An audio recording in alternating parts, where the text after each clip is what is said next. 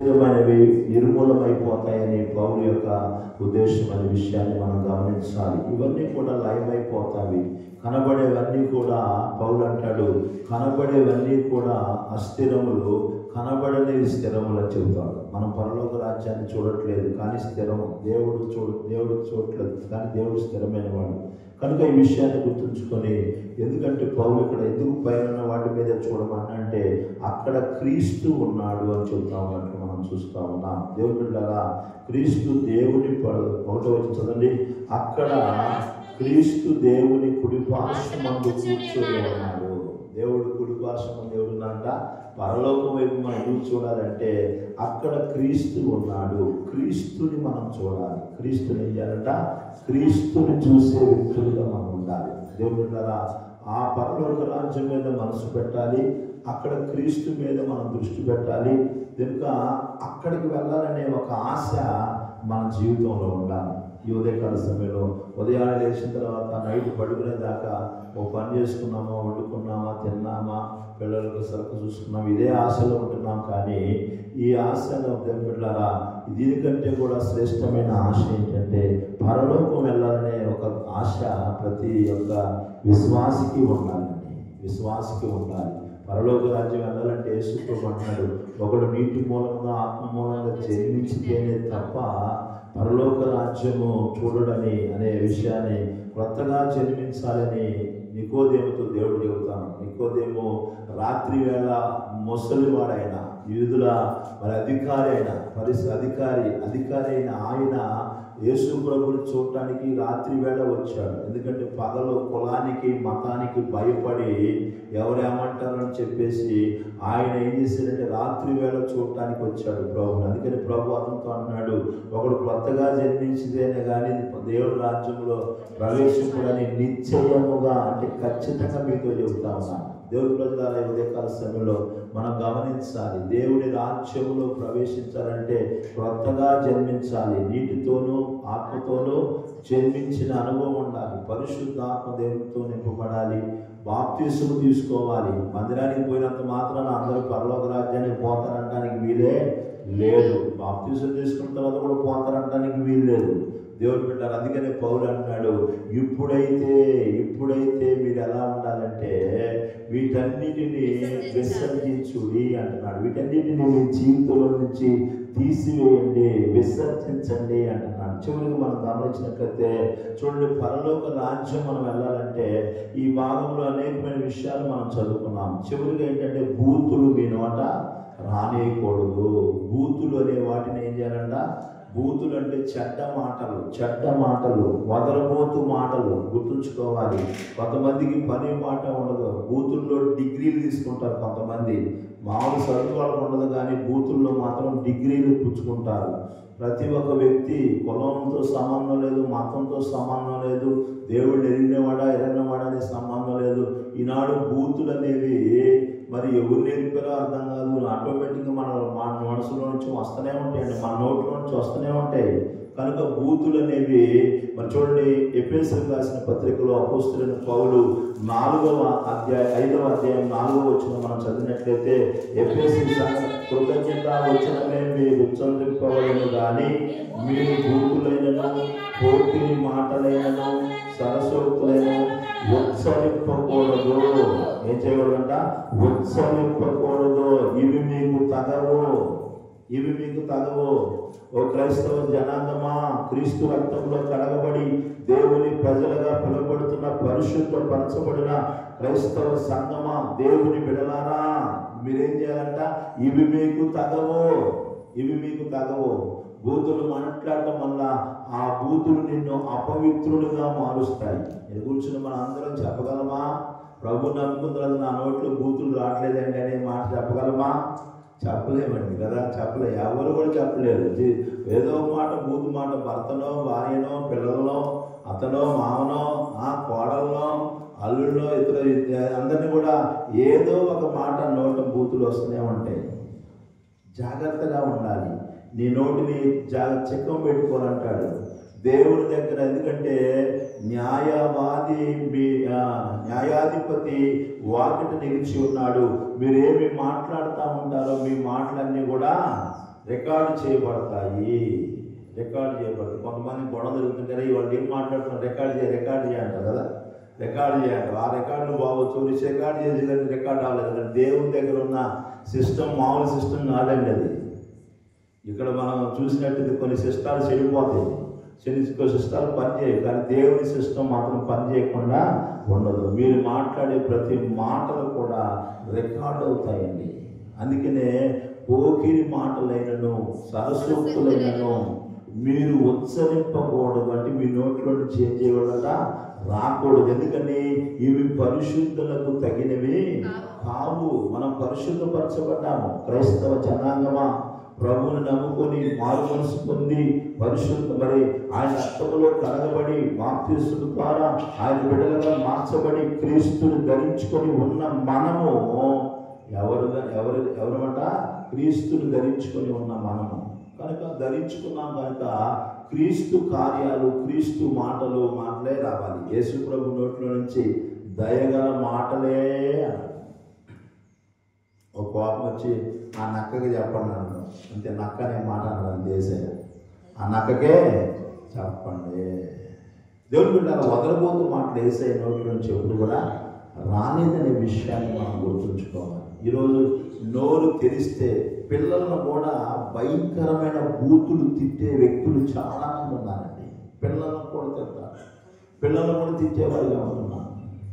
మా ప్రియమైన దేవుని బిడ్డలారా, ఈ ఉదయకాల సమయంలో మనం గుర్తుంచుకోవాలి. జ్ఞాని అయిన సొలొమోను అంటున్నాడు, సామెతల గ్రంథము 18వ అధ్యాయము 21వ వచనాన్ని మనం చదివినట్లయితే, జీవ మరణములు, జాగ్రత్త గుర్తుంచుకోవాలి, జీవ మరణములు నాలుక వశము, దాని యందు ప్రీతిపడువారు.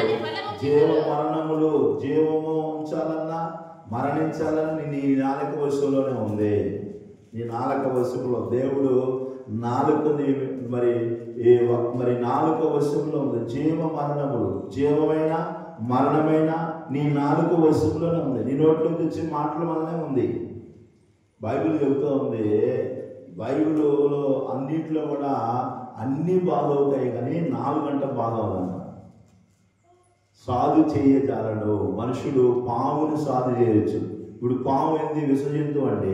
విషజంతువు అయిన పాముని ఏం చేస్తామంటే కొంతమంది పట్టుకొని ఒళ్ళంతా చుట్టుకుంటారు కదా, ఒళ్ళంతా చుట్టుకుంటారు, పాముతో ఆడుకుంటారు, పాముతో ముద్దులు పెట్టుకుంటారు, సింహాలతో కూడా ఆడుకుంటున్నారు. ఇప్పుడు కొంత సింహం ఏంటి, అది మామూలు విషయం కాదు.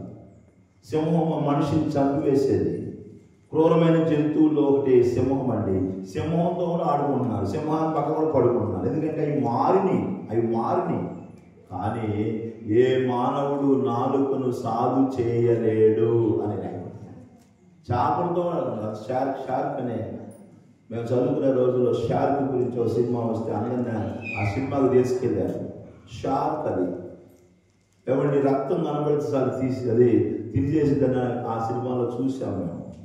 అది కూడా దాంతో కూడా ఆడుతున్నాడు, దాంతో కూడా దూకుతున్నాడు, దానిలో కూడా దాంతో కలిసి ఉంటున్నాడు. అంటే అంత భయంకరమైన అవి కూడా మారుతున్నాయి, కానీ మానవుని యొక్క నాలుక మాత్రమో మారదంటండి, మారదు. నోట్లో నుంచి ప్రార్థన చేసుకోండి. రోజుకు 10 బూతులు మాట్లాడేవాళ్ళు ఈరోజు 5 మాట్లాడాలని నిర్ణయించుకోండి. 5 2 అవ్వండి, 2 1 అవ్వండి, 1 అసలు లేకుండా చేయండి. ఒకేసారి నేను బూతులు మానేస్తాను ప్రమాణం చేసుకోమన్నాను. మానేస్తే దేవుడికి స్తోత్రం, దేవుడు మిమ్మల్ని దీవించును గాక. దేవుని బిడ్డలారా, కనుక బూతులు మాట్లాడటము ఇవి పరిశుద్ధులకు తగినవి. ఉచ్చరించకూడదు, మీ నోట రాకూడదు. ఎందుకంటే మీ నోరు మంచిగా లేకపోతే, మీ నాలుక ఇష్టం వచ్చినట్టు మాట్లాడితే జీవ మరణములు నలక వశములు ఉంది. నువ్వు జీవంలోకి వెళ్ళాలన్నా, నువ్వు మరణంలోకి వెళ్ళాలన్నా, నువ్వు నిత్య జీవానికి వెళ్ళాలన్నా, నరకాగ్నికి వెళ్ళాలన్నా ఎవరు వశమంట? ఎవరు వశము? నాలుక వశము. కనుక బూతులని వీటన్నిటిని మీరు విసర్జించండి. పాడేయండి. అంటే ఆల్రెడీ వాళ్ళలో ఏమున్నాయి, తీసేయండి అమ్మా అంటే అర్థం ఏంటి? తీసేయండి అంటే అర్థం ఏంటి? వాళ్ళలో బూతులు ఉన్నాయి, బూతులు మాట్లాడుకుంటున్నారు. అందుకే కదా రూతో పొందే ఆమె బూతులే మాట్లాడలేదు. అప్పుడు ఆమె ఏం చెప్పాను, బూతులు మానేయమ్మని. మాట్లాడలేదు కాబట్టి చెప్పను. మాట్లాడింది అనుకో ఏం చెబుతా, బూతులు మానేయమ్మా అని చెబుతా. ఇప్పుడు పౌలు ఆ మాట చెబుతున్నాడంటే ఆ సంఘం రక్షించబడిన సంఘమే, ఆ సంఘం పరిశుద్ధపరచబడిన సంఘమే. కానీ ఆ సంఘంలో ఏమన్నాయంటే బూతులు ఉన్నాయి. బూతులు, వదలబోతు మాటలు. తీతుకు రాసిన పత్రిక 1వ అధ్యాయం 10వ వచనంలో ఆయన చెబుతున్న మాట మనం గమనించినట్లయితే అక్కడ కూడా ఆమంటాడు చూడండి, అనేకులు విశేషముగా సున్నత సంబంధులను, అవిధేయులను, వదలబోతులను, మోసముచ్చువారనే ఉన్నారు, వారి నోరు మూయింపవలెను. వదలబోతులు అంటే ఏంటి? నోటికి ఏమో మాట వస్తే ఆ మాట వదులుతూనే ఉంటారు. ఎప్పుడు వదలబోతులు, ఎప్పుడు వదులుతూనే ఉంటారు, ఎప్పుడు తిడుతూనే ఉంటారు. నోరుకి స్టాపింగ్ ఉండదు. ఆమె లేచిందని ఎట్ట తెలుసుకోవచ్చు అంటే ఆ మాటలు బట్టే లేచిందిరా నాయనయమా అని చెప్పుకోవచ్చు. ఏమో లేచిందిరా, బైక్ స్టార్ట్ చేసిందిరా, ఆన్ చేసిందిరా అనుకోవచ్చు. కొంతమంది లెగుతూనే ఏం చేస్తుంటారు, తిడుతూనే ఉంటారండి. భర్తను తిడతారు, పిల్లలను తిడతారు, వాళ్ళ ఇంటి పక్కన ఇంటి ముందు తిడుతూనే ఉంటారు, ఏదో ఒకటి తిడుతూనే ఉంటారు. జాగ్రత్త. ఈరోజు ఎవరిని నువ్వు తిడుతున్నావో, నీ నోట బూతులు అనే మాట నువ్వు ఎవరినైనా, నువ్వు అసలు నీ నోట్లో ఎవరు తిడుతున్నావో అది తర్వాత సంగతి. నీ నోట్లో ఏం రాకూడదు? బూతులు రాకూడదు, బూతు మాటలు రాకూడదండి. యేసు నిన్ను కొనుక్కున్నాడు, యేసు నిన్ను పరిశుద్ధపరిచాడు, క్రీస్తు రక్తంలో కడగబడ్డావు. నువ్వు క్రీస్తు రక్తంలో కడగబడిన నీవు నీ నోట్లో బూతి మాటలనేవి రాకూడదు. సరసోక్తులు. దేవుని బిడ్డలారా, పౌలు అంటున్నాడు, కృతజ్ఞత వచనములే మీరు ఉత్సరింపాలి. మేలు కలుగజేసి నీ పొరుగువానికి మేలు చేసే మాటలే. కొన్ని మాటలు ఎలా ఉంటాయి తెలుసండి? జ్ఞాని అయిన సొలొమోను అంటున్నాడు, కత్తిపోటు వంటి మాటలు పలుకువారు కలరు. కత్తిపోటైనా గాయం తగ్గింది, కానీ ఈ మాట సచ్చేదాకా పోలేదు. కొంతమంది మాటలు అది గుర్తుంచుకుంటారు. అది గుర్తొచ్చినప్పుడల్లా ఒళ్ళు జలదించిపోతుంది. ఇంత మాట అన్నారు, ఇంత బూతులు తిట్టారేంది. కత్తిపోటు లాంటి మాటలు ఈరోజు నీ పొరుగువానికి, నీ ఇంట్లోళ్ళకి, నీ సంఘస్థులకి, నీ సేవకుడికి కత్తిపోటు లాంటి మాటలు చేస్తున్నావు. జాగ్రత్త. కత్తిపోటు లాగా కొంతమంది కత్తితో పొడవాల్సిన అవసరమే లేదు. మాటలు మాట్లాడితే చాలండి. బైబిల్ గ్రంథంలో మనం చూసినట్లయితే దేవుని బిడ్డలారా, 1 సమూయేలు గ్రంథము 20వ అధ్యాయం 30వ వచనం నుంచి కొన్ని మాటలు మనం చదివినట్లయితే అక్కడ సౌలు గురించి, యోనాతాను గురించి రాయబడతా ఉంది. 1 సమూయేలు గ్రంథము 20వ అధ్యాయం 30వ వచనం చదవండి. సౌలు యోనాతాను మీద బహుగా కోపపడి, అగడగొట్టు దాని కొడక, నీకును నీ తల్లి మానమునకు సిగ్గు కలుగునట్లు నీ యెషయా కుమారునితో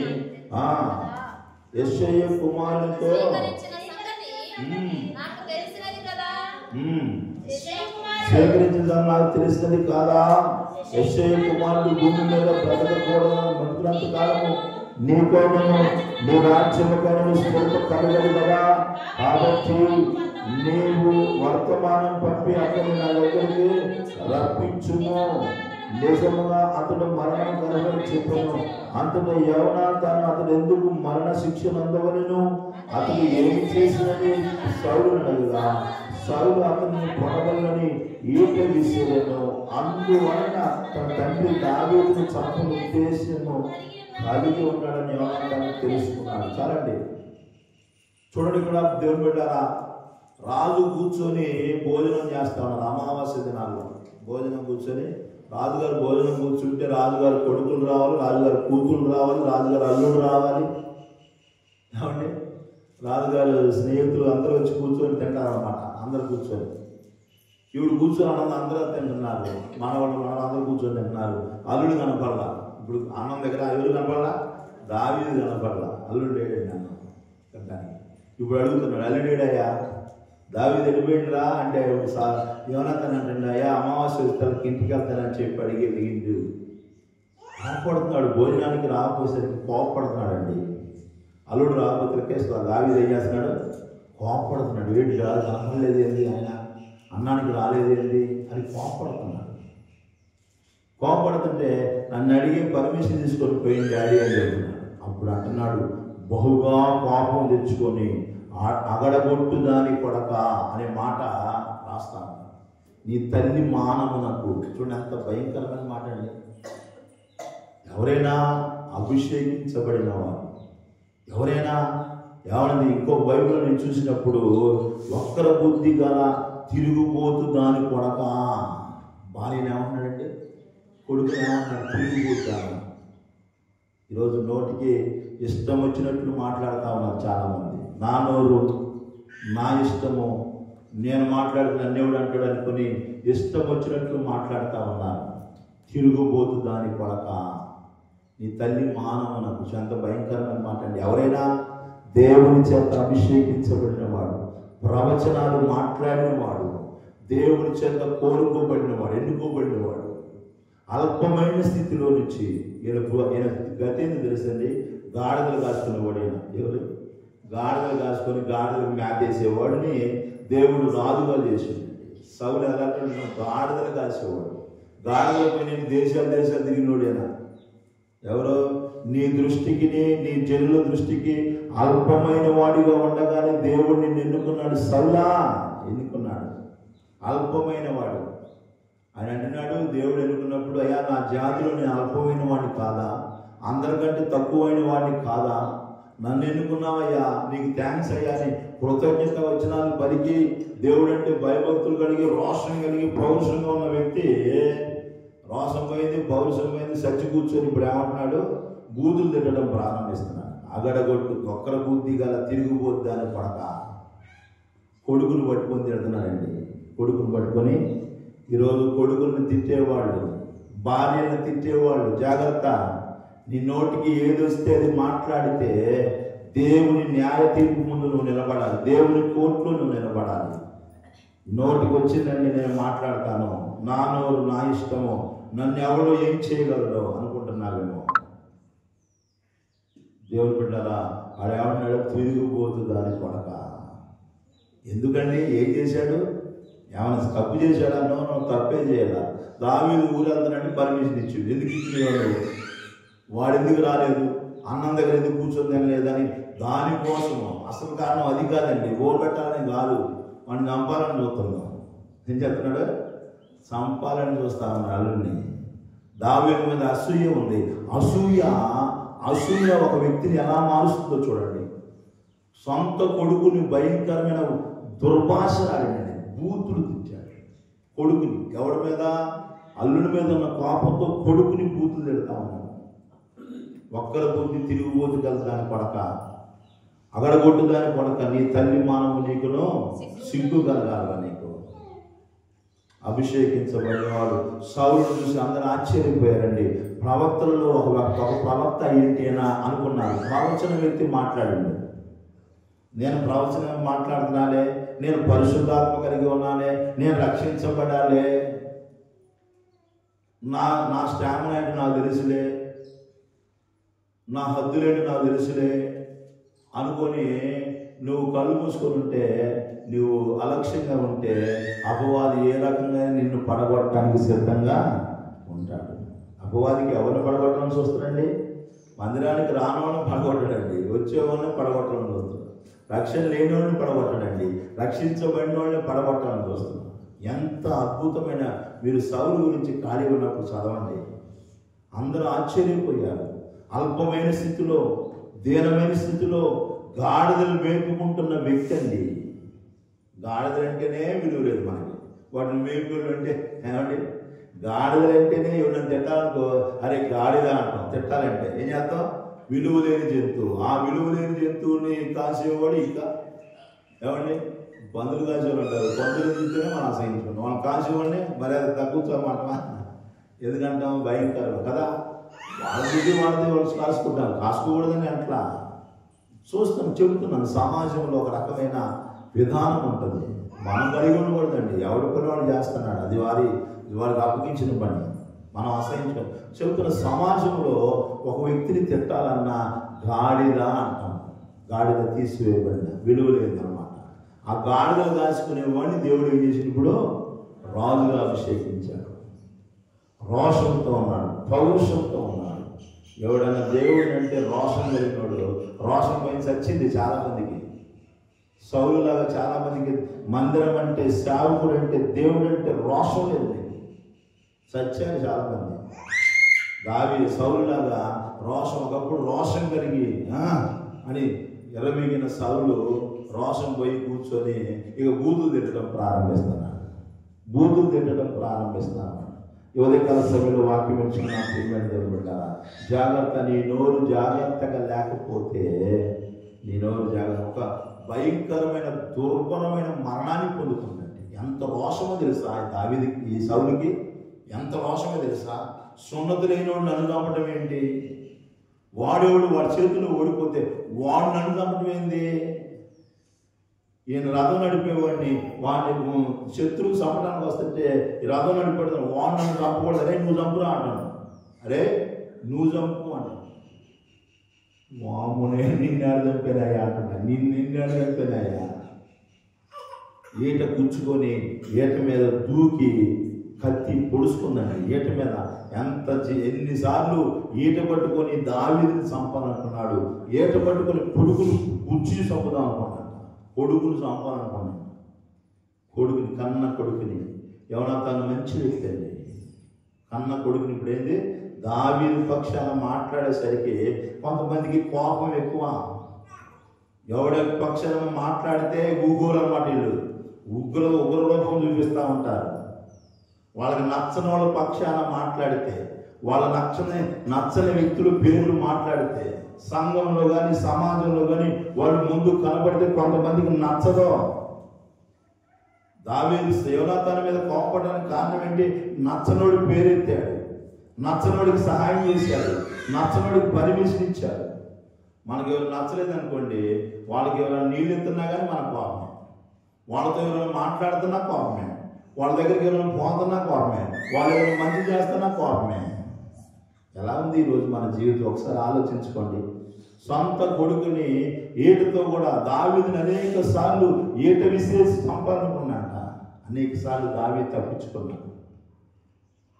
దేవుని ఆత్మపై దురాత్మ సౌలు మీదకి వచ్చి సౌలు దురాత్మ క్రియలు చేయడం ప్రారంభించాడు. సొంత కొడుకును కూడా మనం చూస్తున్నాము, ఈట తీసుకొని కుర్చీ చంపుదాం అనుకున్నాడు. చివరికి ఆమె తెలుసా, దేనిని పట్టుకొని ఇతరుల్ని చంపాలనుకున్న దాని మీదే పడి తెచ్చింది. జాగ్రత్త, ఈరోజు నువ్వు ఎలా ఉంది నీ మనసు, నీ ఆలోచన? నువ్వు ఇతరులను చంపాలనుకుంటే దేవుడు నిన్నే చంపుతాడు. హామాను మొర్దెకైని చంపాలనుకున్నాడు. హామాను మొర్దెకై కోసం ఉరి సిద్ధం చేశాడు. ఏమండి, మొర్దెకై కోసం ఉరి సిద్ధపరిచాడు. స్నేహితులు అన్నారు, ఎందుకైనా వాడి గురించి బాధపడుతున్నావు? హామాను ప్రధాని, రాజు తర్వాత రాజు, అంత గొప్ప వ్యక్తి, రాజు కనపడ్డు. హామాను సంతకాలు పెడితేనే, హామాను చెబితేనే ఏదైనా జరిగింది. రాజు అసలు కనపడ్డు. అలాంటి వ్యక్తి అయిన హామాను మొర్దెకైని ఉరిదించాలని చెప్పేసి ఇంటి ముందే 50 అడుగులు తయారు చేసిందంట. 50 అడుగులు ఊరిపోయాయి, 50 అడుగులు ఎత్తి ఊరిపోయి చేసిందంట. చివరికి ఏమైందో తెలుసా? ఆ ఊరిపోయి మీదే హామాను భార్యని, హామాను కుమారులందరినీ ఊరి తీశారండి. ఈరోజు నువ్వు పొరుగు వాడికి ఎలా చేయాలనుకుంటున్నావో అదే నీకు చేస్తాడు. మరొకసారి బాధాకరంగా చెబుతాను, నీ పొరుగు వాడికి నువ్వు కీడు చేయాలనుకుంటే అదే నువ్వు అనుభవిస్తావు. నీ పొరుగు వాడికి నష్టపరచాలనుకుంటే అదే నీ మీదకి వస్తుంది. దావీదుని చంపాలనుకున్న ఏటు పొడుచుకొని చంపాలనుకున్నాడు. దావీదు కొడుకును కూడా, దావీదు పక్షాన మాట్లాడిన కొడుకును కూడా ఈట పెట్టి చంపాలనుకున్నాడు. చివరికి ఈటి మీద పడిన తర్వాత సావలైనా ఈయన చావలేదండి. చచ్చిపోకుండా కొట్టుకుంటా ఉంటే, అరే నీ దండం పెడతాను నన్ను చంపురా కొంచెం అని పక్కన అడిగితే వాడు చేసేసి వాడు చంపిడండి. ఈట మీద గిలగిల ఈట మీద చేప వాళ్ళ కొంచెం గుచ్చుకుని ఎట్లుంటదే, ఎర్ర కొట్టుకోవడం, చేప ఎట్ట కొట్టుకోవడం భయంకరంగా కొట్టుకోవడం. ఇప్పుడు ఈట దిగింది, చచ్చిపోవాలి మనిషి, శత్రువు వచ్చేస్తున్నాడు. రోషం వెనక్కి మళ్ళీ బూతు మాటలు మాట్లాడుతాడు. రోషం వెనక్కి, చాలా రోషం, నన్ను వాడు చంపకూడదు, నువ్వే చంపరా అని చెప్తే వాడు వేసిండు చంపేసిండండి. అంత రోషం. ఎవడో చంపకూడదు, నన్ను సున్నత లేనివాడు చంపకూడదు, అవిశ్వాసులు చంపకూడదు, అన్ని జనులు నన్ను చంపకూడదు, దేవుని శత్రువు నన్ను చంపకూడదు, నన్ను నువ్వు చంపురా బాబు అన్నాడు. చంపినోడు ఈడేం తెలుసా? వీడు చంపి దావీదు దగ్గర పోయా నీ శత్రువుని చంపొచ్చాయంటే దావీదు ఏం చేసింది తెలుసా? వాడు నా శత్రువు కదా, ఈయన వేసేయండి రా. అవన్నీ చెప్పడానికి చూపించడానికి సమయం లేదు. ఈయన పోయి దర్జాగా పోయి, అయ్యా నిన్ను ఎంటాడుతూ, నిన్ను బాధ పెడుతూ, నిన్ను కష్టపెడుతూ, ఊళ్ళో లేకుండా, మనశ్శాంతి లేకుండా, సమాధానం లేకుండా చేస్తున్నా నీకు పేడైపోయినా ఆ రాజుని నేనే చంపానయ్యా అని చెప్తున్నాను. రాజు ఇది అనుకున్నాడు, దావీదు నాకు బహుమతులు ఇస్తాడు అనుకున్నాడు, దావీదు నాకు పదవి ఇస్తాడు అనుకున్నాడు. అవునా నాయన చంపినవా? చంపానయ్యా, చంపొచ్చానయ్యా. అరే దేవుడు అభిషేకించిన వాడిని అడ్డు చంపినవాడు నువ్వు అని చెప్పి నేను నమ్మని రాను. కొంతమందికి ఉత్సాహం ఎక్కువ, అది చేసి ఇది చేసి అని వాళ్ళ శత్రువులు పోయి చెబుతారు. జాగ్రత్త, నష్టం ఎటు వచ్చిందో తెలియదు, ఎవరి మీదకి వస్తుందో తెలియదు. అక్కడ అంటే నీకు శత్రువు కదా, దాన్ని ఇటు చేశానే నేను పోయి చెబుతా ఉంటాను. జాగ్రత్త దేవుని బిడ్డలారా. దావీదు అన్ని మాట్లాడినాడు. అవునా ఆయన చంపినవా? అసలు ఎట్ట చంపినవా? దావీదు అడుగుతా ఉన్నాడు, దేవుడంటే అభిషేకించబడిన వాడిని నువ్వు ఎలా చంపావు? దుర్మార్గుడిగా మారాడు, దుష్టుడిగా మారాడు. ఒక విషయాన్ని ఇక్కడ గమనించాలి. ఎంత వేదనపరిచాడు దావీదుని, ఎంత బాధ పెట్టాడో దావీదుని. ఇంట్లో లేకుండా, పిల్లలతో లేకుండా, భార్యతో లేకుండా, కుటుంబంతో లేకుండా తన జీవితం అంతా అడవుల్లోనే, అరణ్యంలోనే ఎలుగెత్తి ఏడ్చాడు. ఎన్నో మరణకరమైన పరిస్థితులు తప్పించుకున్నాడు. సౌలు పెట్టిన బాధలు తట్టుకోలేకే ఆ కీర్తనలన్నీ రాశాడు దావీదు. నాకు ఇలా ఉందయ్యా, అలా ఉందయ్యా, నా శత్రువు ఇలా తరుగుతున్నాడయ్యా అని అవన్నీ కీర్తనలు బాధ తరుగుతుంటే గుండె కొట్టుకుంటుందయ్యా. ఒక గృహలోకి వెళ్తారు, అదే గృహలోకి వెళ్తాడు ఎవరు? సౌలు. అప్పుడు లోన ఉన్నవాడికి ఎక్కడికి ఒకసారి ఆలోచించండి. చంపడానికి వస్తున్న మనిషి అదే గృహలో దావీదు దాచుకున్నాడు. ఇప్పుడు దావీదు దాచుకున్న గృహలోకి వచ్చిండు ఎవరు? సౌలు. లోన ఉన్న వ్యక్తికి ఎక్కడో చెప్పండి, ఎక్కడో చెప్పండి. గుండె కొట్టుకొని ఉంటుంది. ఎంత కొట్టుకొని ఉంటుంది? హై స్పీడ్ 200 దాటుతుంది, 300 దాటుతుంది బీపీ. వామ్మో, ఇంక తప్పించుకునే సీన్ లేదు అక్కడ. కానీ దేవుడు వాక్యం చెబుతుంది, దేవుడు అతనికి కన్ను మరుగు చేసిందండి దావీదు కనపడ. దేవుని స్తోత్రం. హల్లెలూయా, హల్లెలూయా. దగ్గరకు వచ్చినా కానీ దావీదు చూడాలి. ఇన్ని బాధలు పెట్టిన ఆయన్నే చంపాను అని ఒక వర్తమానం తీసుకొస్తే, అవునా నాయన చంపినవా? ఆ చంపినవా? వేసేసా, పొడిసా, సాల కొట్టుకోండి. అవునా? అరే దేవుని చేత అభిషేకించబడినవాడిని అట్టు చంపారు నువ్వు. గుర్తుంచుకోవాలి. దావీదుకి సేవకులంటే అంత అభిమానము, ఎంత గౌరవం. వాడు ఎలాంటి వాడైనా కానీ గుర్తుంచుకోవాలి. మీరు సేవకుడి గురించి ఏం మాటలు వింటున్నావు నాకు తెలియదు, ఎలా ఉంటున్నావు నీకు తెలియదు, ఏం చెప్పుకున్నావు నాకు తెలియదు. అతను ఎలాంటి వాడైనా నీ నోట్లోంచి ఒక్క మాట వాళ్ళని అంటే మాత్రం నీకు నష్టమే కలుగుతుంది. సేవకుల విషయంలో జాగ్రత్తగా ఉండాలి. దావీదుని చూడు, దుర్మార్గంగా ప్రవర్తిస్తున్నాడు సౌలు. వాడిని సౌలుని చంపినా కానీ అది ఒప్పుకోలేదండి దావీదు. సౌలుని చంపినా కానీ దావీదు ఒప్పుకోరా. ఏం చేసిండు? ఈయన వెళ్ళి 4 కుమ్ములు కుమ్మి పంపేడు రాలా అనరా? 4 కుమ్మి, అరే సావుకుని తనడేడా సంపోచించాడు, 4 కుమ్ములు కుమ్మి పంపేడు రాలా. ఇది చంపండి రా. ఒక దైవజనుడిని, దేవుడు అభిషేకించిన వ్యక్తిని ఎవడైనా చేయేస్తే జాగ్రత్త. సౌలుని చంపితే దావీదుకే రోషం వచ్చింది. దైవజనుల మీదకి వస్తే దేవునికి ఏమొస్తుంది? నోరు మూసుకొని కూర్చొని, అయ్యా జోతక్కని ఏం చేయలేకపోతున్నానే, రాహుల్ అక్కడ ఏం చేయలేకపోతున్నానే అని దేవుడు అన్నాడు. దావీదు ఒకవేళ వాడు చంపిన వాడి రాణి చూసుకుందాం అనొచ్చు దావీదు. కానీ దేవుడు అలా కాదండి. నేను ఉదాహరణ చెప్పా, వేరే విధంగా అనుకోమాకండి. దేవుడు పెట్టాలా? దేవుడు తన సేవకుల విషయంలో రోషం కలవాడు, రోషం ఉంటుంది. దావీదు కూడా సౌలు విషయంలో వాడు దుర్మార్గుడైనా కానీ, అతను ఎంతో బాధ పెట్టినా కానీ సేవకుడు అంటే రోషం.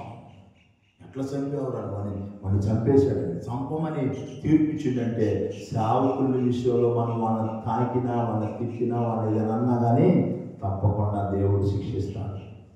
గుర్తుంచుకోవాలి. ఈ సందర్భంలో మనం నేర్చుకోవాల్సింది అది. ఆయన గురించి నాకు తెలుసులే, ఆ సంఘం గురించి నాకు తెలుసులే, వాళ్ళ గురించి నాకు తెలుసులని నీ నోటికి ఇష్టం వచ్చినట్లు పని కల్పిస్తే దేవుడు తన ఇష్టం వచ్చినట్టు చేస్తాడు. దేనితో చంపాలనుకున్నాడు, దేనితో ఇతరులను చంపాలనుకున్నావు దాంతోనే పొడుచుకొని చచ్చిపోయింది. ఎంత భయంకరం అనమాట అండి. కత్తి మీద ఈటి పుచ్చుకొని కత్తి మీద దూకిండండి సౌలు. శత్రువు అతడు దూకిండు. ఎంత బళ్ళం పుచ్చుకొని ఎంత ఎప్పుడు ఒకసారి ఆలోచించండి. మనకు తెలియకుండానే ఒక ఒక ఒక పినీస్ కానీ ఒక ముళ్ళు కానీ పుచ్చుకున్నాం కానీ ఎంత రోషం అండి. రోషం ఎక్కువ కొంతమందికి. మంచి విషయాల్లో రోషంగా ఉండండి, దేవుని విషయాల్లో రోషంగా ఉండండి.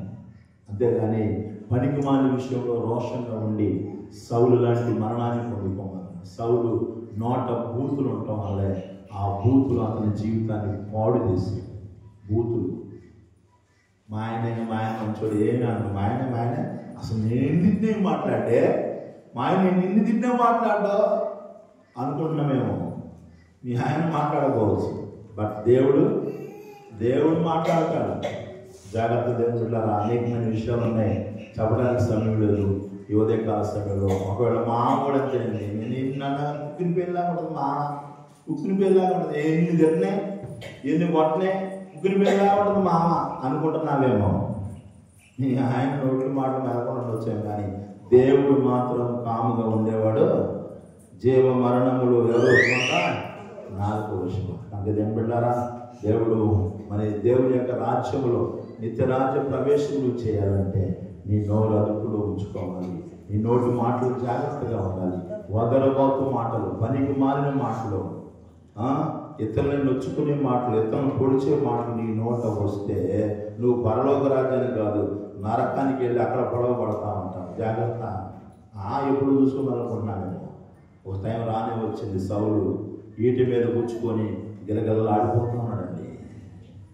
తను చేసిన తప్పిదం తన మీదకి వచ్చింది. మోసపోకుడి దేవుడు ఎక్కిరించబడ్డాడు. మనుషుడు ఏమి విత్తుతాడో అదే కోసుకుంటాడు. అదే ఉదయకాల సమయంలో వాక్యం ఇచ్చిన నా ప్రియమైన దేవుడు పెట్టారా, మన నోరు ఎలా ఉంది? నీ నోరు సరిగా లేకపోతే దేవుడి రాజ్యంలో వెళ్ళే అవకాశాన్ని కోల్పోతాం. కనుక అపవిత్రమైన మాటలు ఇంతవరకు మాట్లాడితే దేవుడా నన్ను క్షమించయ్యా, నా నోరు బాగు చేయటం, నా నోరు కడుగు ప్రభా. యెషయా అంటున్నాడు, అపవిత్రమైన పెదాలు కలిగిన వాడినయ్యా. ఎలాంటి పెదాలంట? అపవిత్రమైన పెదాలు కలిగిన వాడిని. అపవిత్రమైన పెదాల మధ్య కలిగిన జనుల మధ్య సంచరిస్తున్న వాడినయ్యా. నా నోరు కడుగు ప్రభా, నా నోరు శుద్ధీకరించు ప్రభా అన్నాడు. దూత కారునిప్పు తీసుకొచ్చి ఆయన మూతికి తగిలించగానే దేవుడు పరిశుద్ధపరిచాడు. పరిశుద్ధాత్మ అగ్ని నిన్ను తాకినప్పుడు నువ్వేం చేస్తావు తెలుసా? నీలో ఉన్న అపవిత్రత తొలగిపోయి పరిశుద్ధపరచాలి. నా ప్రియమైన దేవుళ్ళారా, కనుక బూతులు అనే వాటిని ఏం చేయాలి? ప్రయత్నించండి. ఒకేసారి మానుకోవాలని కొంతమంది ఈ రోజు నుంచి మందు తాగాలని ప్రమాణం చేస్తారు. ఉడిదే ఈ రోజు నుంచి నేను సిగరెట్ తాగను అని చెప్పాను. ఉడిదే ఈ రోజు నుంచి నేను గుట్కాలు తిన్నాను 31 రాగానే తీర్మానం చేసుకుంటారు. ఉడిదే 4 రోజులు గట్టిగా ఉంటాడు. వాడు 6 నెలలు గట్టిగా తాకుండా అంట. 6 నెలల ముందు ఒకే రోజు తాగిందంట. మనము 4 రోజులు బాగా గట్టిగా నేను ఇంటి నుంచి జాగ్రత్తగా ఉంటాం, కాపాడుకుంటాం, చిక్కం పెట్టుకుంటాం. నువ్వు పెట్టుకోవడం దేవుడు నా మూతికి చిక్కం పెట్టిన దేవుడు ఆయన పెడతప్పుడు మాట్లాడకుండా జాగ్రత్తగా ఉండాలి. నోటికి వచ్చినట్టు మాట్లాడితే, నీ ఇష్టం వచ్చినట్టు మాట్లాడితే దేవుడు తన ఇష్టం వచ్చినట్టు చేస్తాడు. కనుక దేవుడు చాలా విషయాలు ఉన్నాయి, చెప్పడానికి సమయం లేదు. దేవుడి కొద్ది మాటలు మనందరి వినికిల్లో దీవించిన కాక మనం ప్రార్థన చేసుకున్నాం. అందరూ